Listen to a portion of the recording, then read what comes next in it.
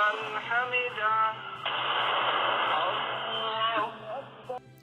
د اختر د لمانځه پر مهال کابل کې د راکېټونو توغول او د ولسمشر غني اخطار طالبانو ته فاتح جزئیاتي پر همدې ویډیو کې وګورئ او چینل هم درسره سبسکرایب کړئ.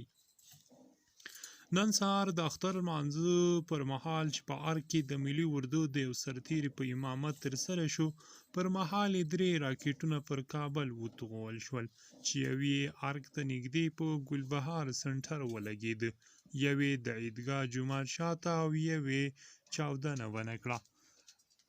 د یادو راکېټونو پر مهال که څه هم خطرناک غږونه یې درلودل، پرته له یو لمونځ کوونکي هیڅ حکومتي مشر له ځایه ونه خوځېد او په عادي توګه یې لمونځ وکړ.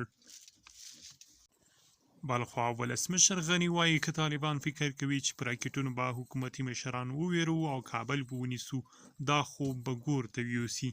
غني زیاتوي، طالبان د سولې په نیت هیڅ کوم فکر نه لري، دوی هیڅ سوله غوښتونکي نه دي. هغه موږ یو چې 15,000 بندیان مو خوشي کړل، هغه بندیان چې موږ یوه لویه اشتباه وکړه، دا ځکه چې هغه 15,000 بندیان اوس ټول د جګړې ډګر ته تللي دي.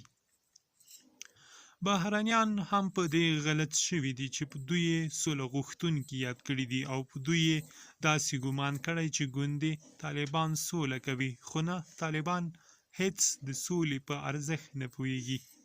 دا ځکه چې دوی دا فکر کوي چې موږ به د زور له لارې قدرت ته رسیږو.